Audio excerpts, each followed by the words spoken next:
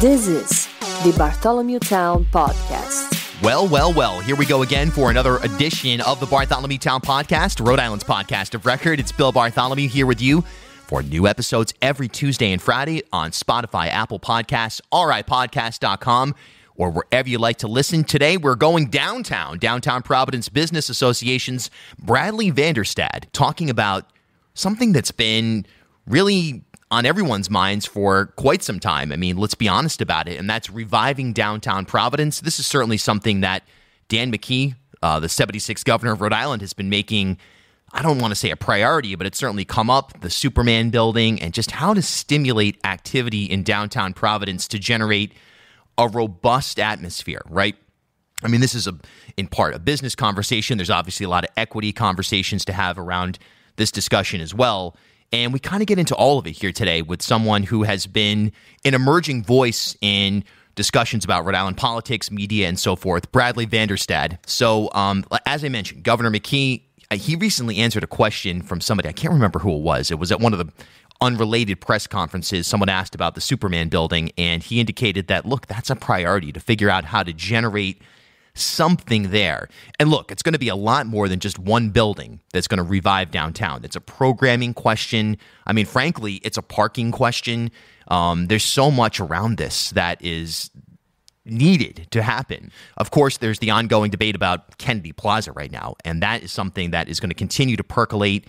You've got Lieutenant Governor Matos, who is saying, look, we need to keep Kennedy Plaza as is in terms of being a bus hub, in terms of being a transportation hub for the state. Then you've got the Rhode Island Department of Transportation plan, which is essentially going to break up Kennedy Plaza. Governor McKee has indicated at least some support for that dismantling of the bus hub in downtown Providence, and that's going to affect the shape of things. A few weeks ago, I was on a call with Mayor Alorza, and he brought in an architect that is designing this really elaborate downtown sort of scheme that was going to have performance stages. They got like a sprinkler system that people can run through. I mean, there are all kinds of discussions on the table, and really at the end of the day, right now, the most important thing is to figure out how to generate sustainable economic activity and how to do so in a way that embraces equity and frankly is turning downtown Providence into what it used to be. And that is a hub for everybody in the city, the state, the region to congregate, of course, post-COVID, and enjoy themselves and basically create an atmosphere that feels like a big city's downtown should feel like. So an important discussion. Very happy to have Brad here on the podcast for his debut appearance. If you have any input on what you'd like to see happen in downtown Providence, why don't you send me an email, bill@ripodcast.com. That's bill@ripodcast.com. I'll read them on air at some point as we continue to kind of deep dive into this discussion over the next couple of months. All right, without further ado, let's get into today's conversation, taking a look at what to do in downtown Providence. You know, there's so much moving right now when it comes to downtown Providence. I mean, we just saw the mayor release, I think it was like an hour presentation that they had to cut short because it was dragging so much, but this detailed plan for revitalizing Kennedy Plaza and sort of the surrounding areas. At the same time, we see transit riders who are dismayed by this plan because they say it impacts elderly folks, other disadvantaged people from having sufficient access to downtown. So as we sort of enter this conversation, where does the association stand? And I guess kind of set us up with your role, if you will, start to finish.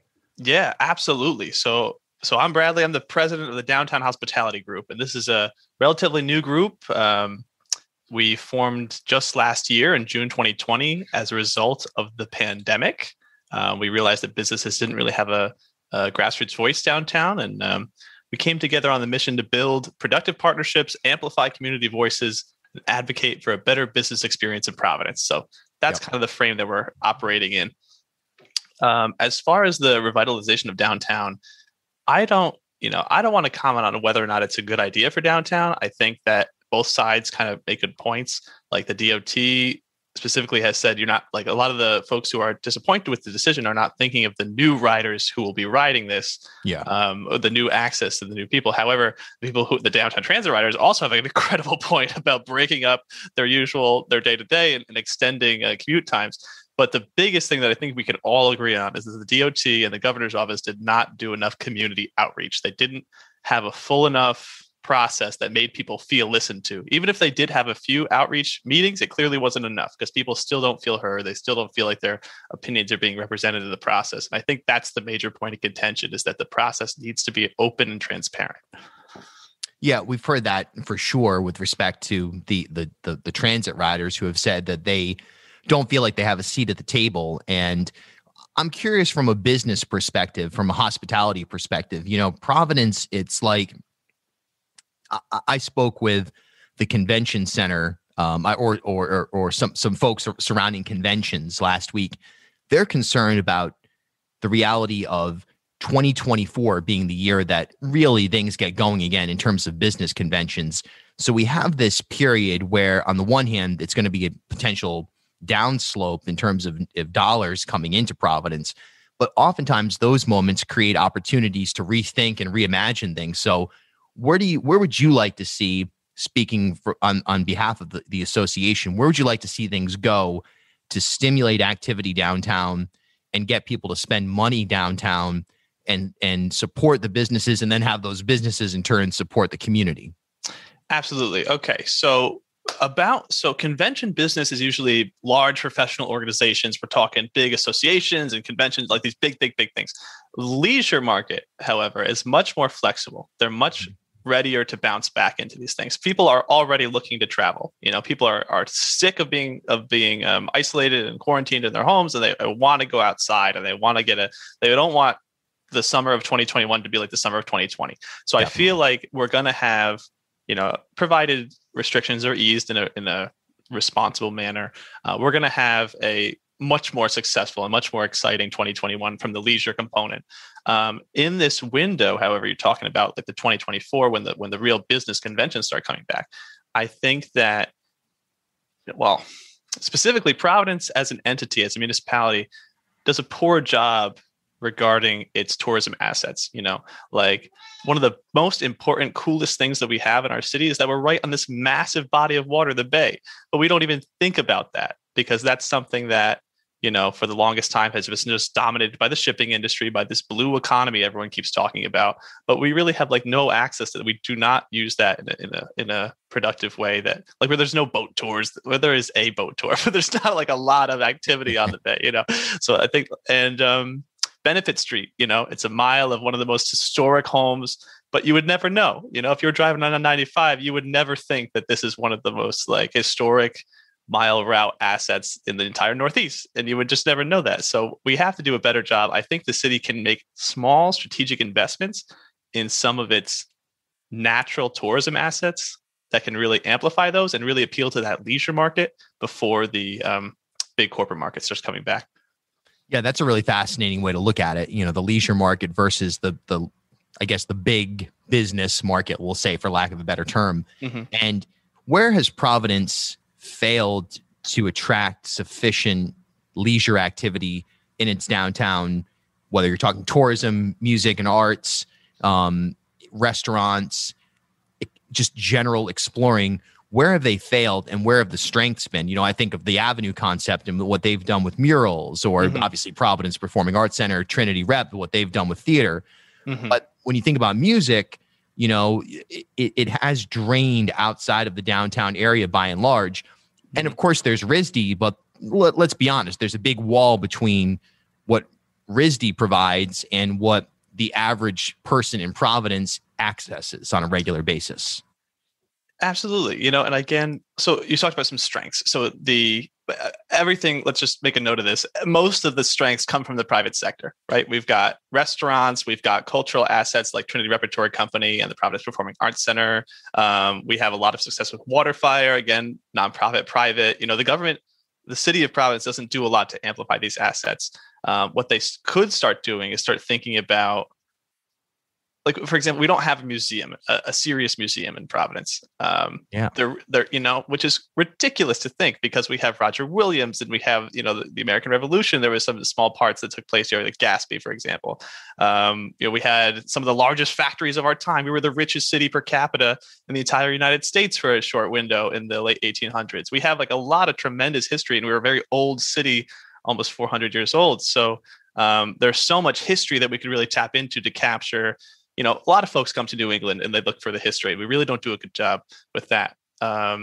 We don't have an aquarium. We don't have any really big driver of tourism that would then support the private economy of the restaurants and the arts infrastructure and all these different things. So there's definitely some opportunities to grab a larger share of the market, because what's really nice about Providence is that there's so much traffic on 95 going from New York to Boston, right? There's a lot of people that are just sailing by, and we just need to grab them. We just need to get them off the highway somehow. We're not facing the problems of Kansas City. We just need something to pull people off 95 and get them to spend a couple bucks in the city.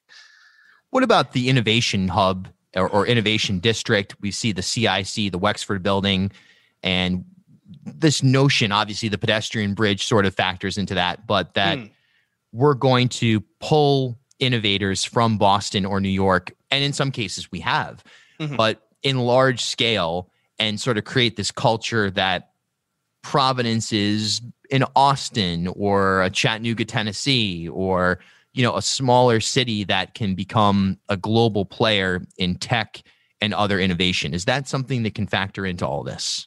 I like thinking ambitiously, and I think that lines up very well with that. I hope the Commerce Department of the state has been very successful. We've seen a couple of big name companies start setting some roots in here, Virgin Poles and Infosys, and a couple of these big blockbuster stories here. So I hope they keep it up. I also think that Providence should maybe do that on its own for regional businesses. Maybe Providence's Department of Economic Development should also be kind of recruiting, not maybe international players, but maybe some regional ones. Maybe some manufacturing company out of Boston wants to have a Providence hub or something like that. So, but that aside, I think that, we've seen some great development. Providence is kind of a much more livable Boston, a much cheaper Boston. I think, it wouldn't be too hard, especially now that Boston is growing. We have these really big kind of city states, right? And I think that if we can kind of position ourselves as Boston's living room, then I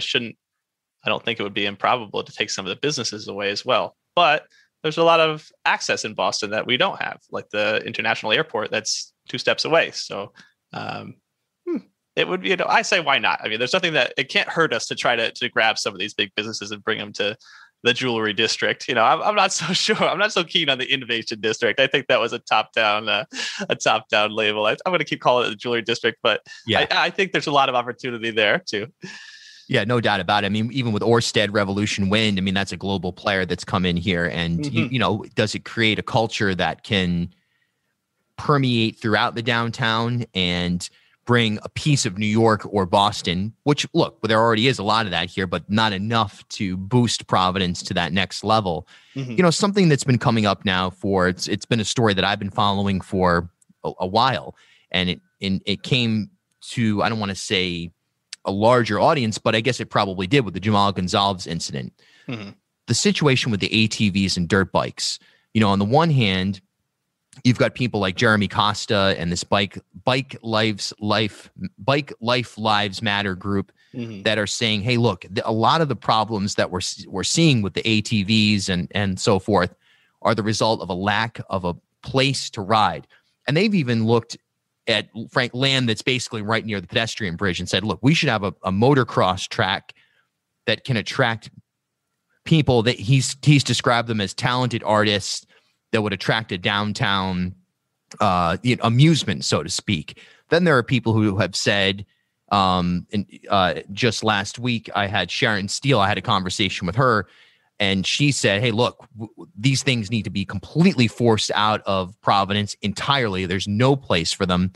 On that specific issue, where do you stand? Is there a way to resolve this as part of the private sector development that you're discussing? Absolutely. And before I go too deep into that, I kind of see like old timey chambers of commerce were kind of the hub of solutions for these sort of problems. Like back in the day, you'd bring in the mayor and the chamber of commerce president, and they would both talk about how to solve these kind of big problems. They were like equal players almost. Now our chambers of commerce have become more kind of corporate lobbying groups, and they don't really bother themselves too much with the comings and goings of tiny local issues. And that's the gap that the DHG is kind of attempting to fill in some capacities, So yeah, we're happy to kind of jump into the issues like this and talk about what can be done in a way that satisfies all parties. And again, it's a nuanced answer, right? Like it's like Sharon Steele has a good point. Like we can't have ATVs, motocross, bikes, motorcycles, off-road vehicles storming the streets of Providence. We can't have that. Like it's just not possible. And the mayor originally had in the Journal, it was a little bit wasn't very clear. The mayor had been interested in legalizing the bikes, and so there was a lot of outrage, and the DHG convened a group of about 40 business leaders and neighbors, and we had 3 city council people and talked about, and no one was happy with that. No one, we wrote a letter, we were very involved there. And it turns out that was not what he had meant. He meant to do a registration as a way to prevent more bikes from hitting the road, as opposed to giving them a path to being on the road legally. So he clarified that. He put out a press conference, he put out a newsletter explaining, and put out the ATV phone number there, the hotline, if you call. But I think that the ATV riders are residents of Providence, and I think that we need to respect them. They are people. They are seeking an outlet, and it's not good. And there's some racial undertones to frame them as criminals and just kind of at large write them off. So if we can create a space for them that's maybe highway adjacent or in a very industrial area, that the sound is not going to be a problem. And but there's a lot to solve there, right? There's insurance questions. There's how are they going to get there? They have to trailer them. They can't be driving down the street.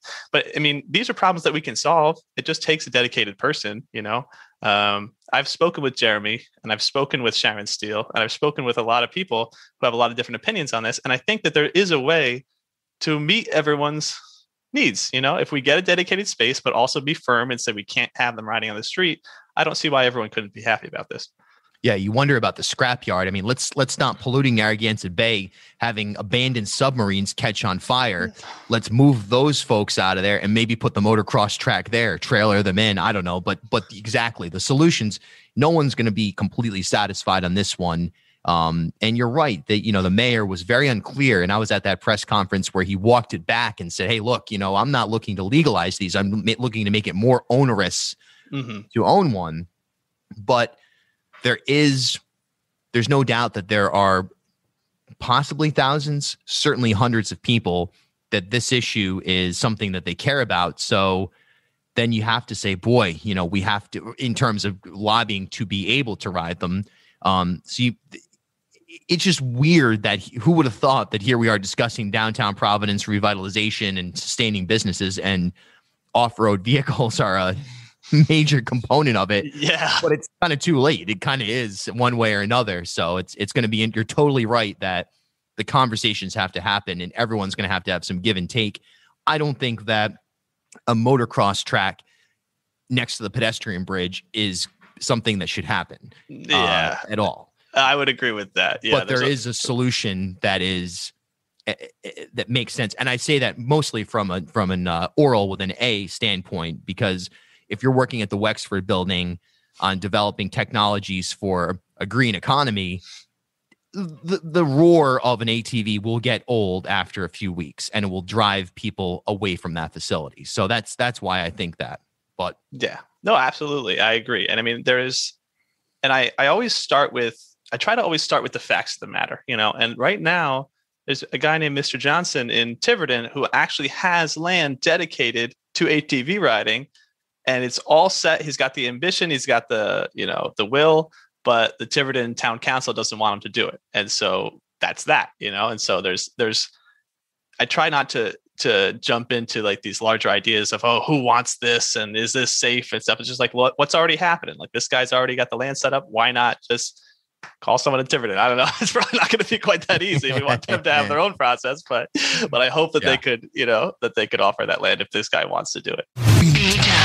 All right, folks, this is getting real. The time for talk is over. From iron workers to engineers, business owners to biology teachers, Rhode Islanders believe in the power of offshore wind. Together, we're cleaning the air and creating jobs right here at home. Our goal of 100% renewables by 2030 is in sight, and the future is bright with Rhode Island a real leader in America's emerging offshore wind industry. So, what makes you a Revolution Wind believer?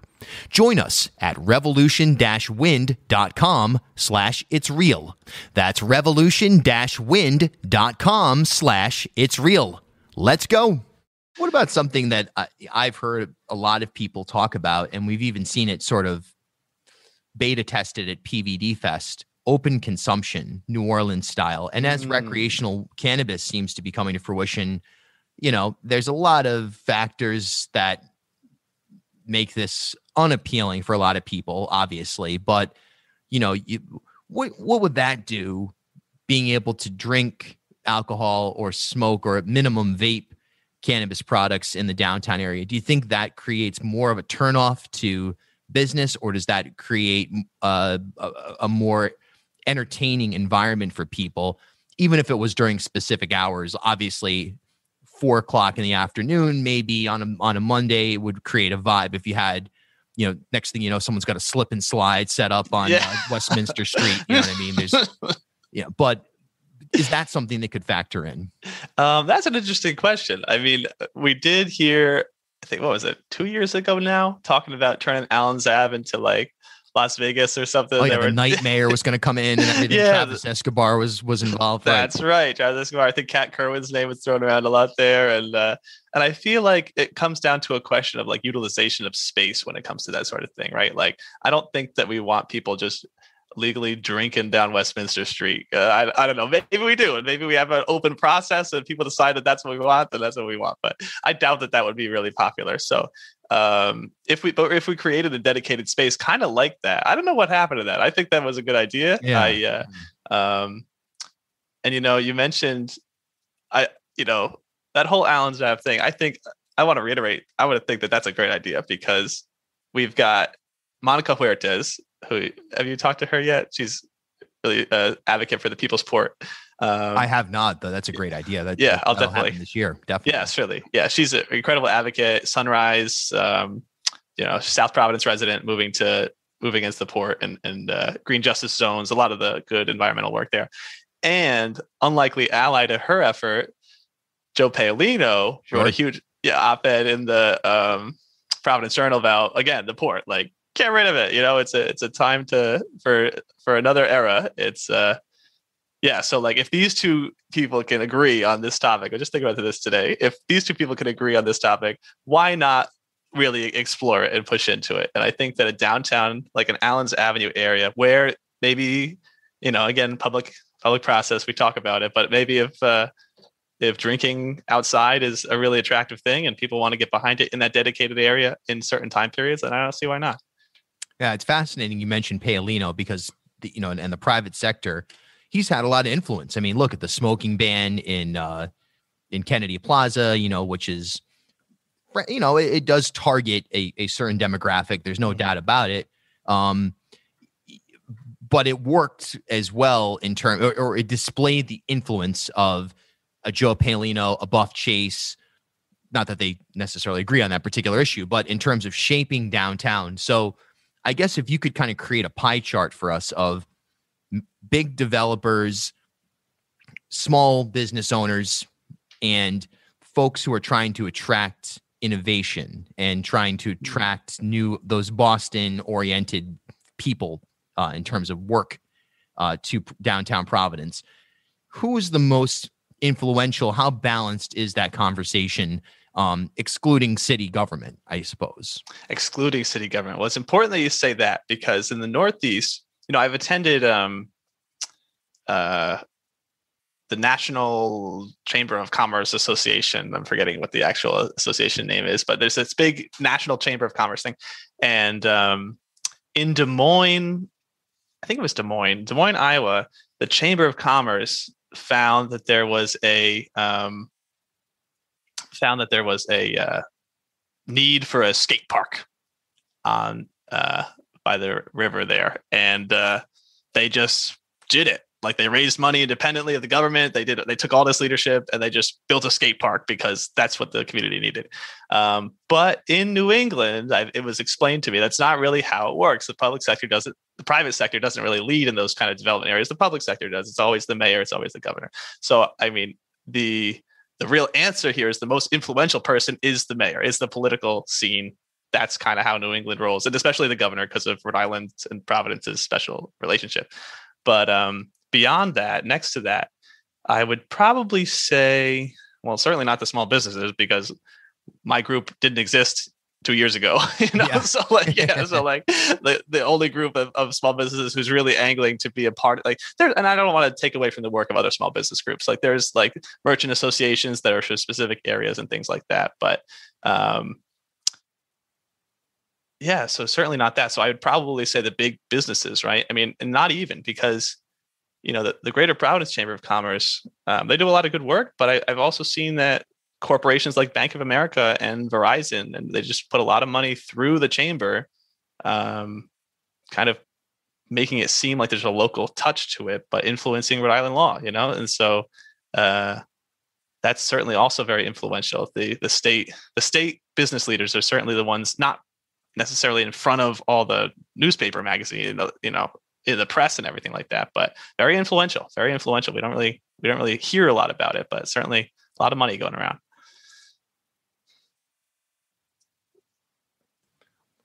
I've got like a truck pulling up next door that fortunately is now leaving. So okay, good. I have to continuously mute and unmute myself here.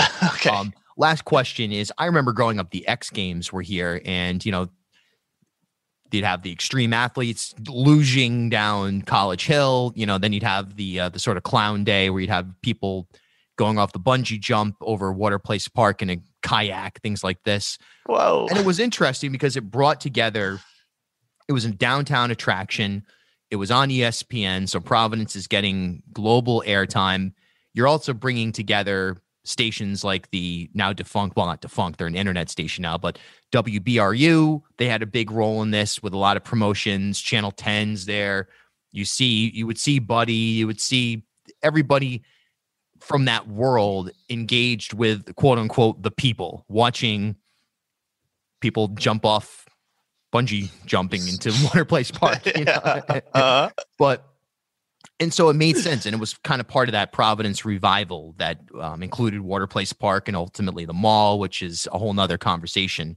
Mm-hmm. But do you think that Providence is suited for these types of global events, and how do you make them happen here in a way that is, PVD Fest is cool, but you're certainly not going to get global television coverage? I mean, what sort of ideas may exist to make Providence something that becomes a household name to people who have either heard of it but never thought about it, or had never heard of it before? Mm-hmm. That's such a great question. I appreciate like the vision of this. Like, these are big questions. How can we attract a global audience? And I think that's where we need to be. It's not where we're at right now. Where. But I think that's where we need to start thinking. And in order to do that, well, let's see. I'd say it's probably closer than we think. I think that the assets are really here. Like, again, we're a beautiful city, New England, on the water. Like, there's a lot of good stuff that can happen here. I think that we'd probably need more dedicated space for events like that.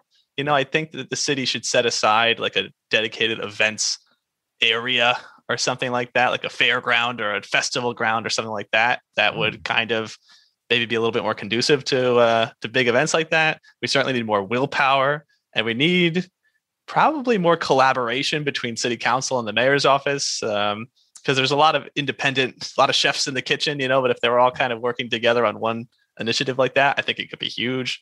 And like I said before, kind of just elevating the assets that we have already, and then there's a diamond in there, in that rough somewhere, and we'll find something that's going to put Providence on the map for everybody. Just staying dedicated to it. an addendum to that because I brought it up and I'm surprised it didn't earlier. But the mall, which at the time was awesome, you go, I'd go into Hot Topic and come back with Doc Martens with a British flag on them or something like that, and get yelled at and be like, all right, I'm wearing these to school. I'm sorry, it's happening. But arguably the mall siphoned off a lot of business from downtown. Now malls are statistically in a downswing. There's people who would say that the mall should become housing or that there's other ways to use it. What's your take on the mall? Is there a future for it as a retail hub? And how do you then generate similar business in the downtown area? Yeah. First of all, I'd love to say that I'd love to see a young Bill Bartholomew walk out of Hot Topic with a mohawk of some sort or something. I think that would be funny. But yeah, so as far as the mall, I actually spoke with some business owners who were working when the mall first came out. And the guy told me that he literally just didn't pay his taxes for the first 3 years the mall was there, and the state came for him. And he said, if I pay my taxes, I go out of business. That's kind of that's the end of it. But now we've kind of seen an adjustment of that. The mall doesn't bring as much business as it used to. Like you've said, malls are kind of declining a little bit. And I think the charm of downtown Providence still has kind of an appeal that's a little bit longer lasting than a big mall like that. But people are getting really creative with malls, there are places, like you said, there are places that can be used for housing. There's places that say you could use it for government offices or, there's a lot of really convenient, compact space in there. And there's a lot of different ideas that can bubble up from that. And we just have to be open-minded to kind of embracing how do we, what's the next generation for malls? What are malls going to become for us? Maybe a community center, we could have all kinds of different things in there that would be one-stop shop for a much more holistic lifestyle as opposed to just a consumer lifestyle. So who knows? There's a lot of different possibilities there. Maybe that's where the bikers should go. Tearing down escalators, see an ATV racing through the former Nordstrom. That would be crazy. And why not? Let's have a public process. Let's start talking to people about it. Well, down to, Providence is an amazing infrastructure. It's such from a neighborhood to neighborhood perspective, it is a magical city. I'm here in Elmwood. I spend a good amount of time in South Providence. I'm a lot of time downtown and even on the West End.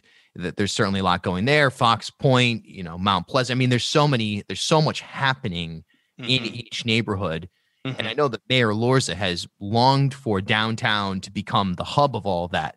Right. And I think it's a beautiful thing at PVD Fest when you see so many different, for lack of a better term, cultures, neighborhoods, backgrounds converge around the downtown area. And if we could sustain that, boy, what a difference it would be here in Providence as on the whole, where you would have the little fiefdoms and silos that exist in the city.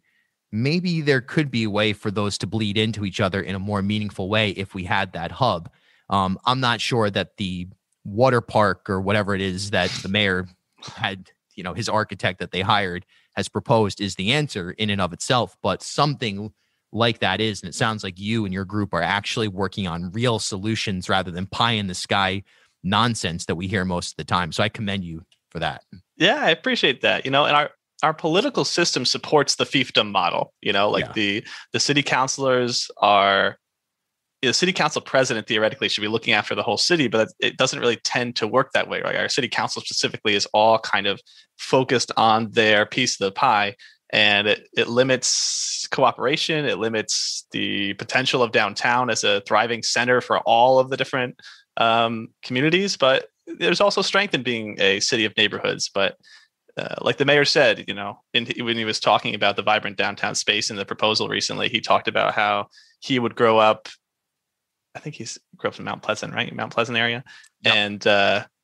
And he wouldn't go downtown, and he had no reason to go downtown because there was nothing that would pull regular citizens from their homes into the downtown area. and so he wants it to be that vibrant space. And that's something I 100% agree with. I think that our neighborhoods can both be vibrant and then also have a communal, vibrant downtown. But it's going to take a lot of advocacy. It's going to take a lot of people changing their minds about how they view downtown today. Parking's too hard. Oh, it's expensive. These are all just things that that's not really the case. This is a cultural thing of not wanting to go downtown because all of our neighborhoods are so nice. But I think, we've got to start busting through this ideology because it's really just setting us back and preventing us from being what we can become.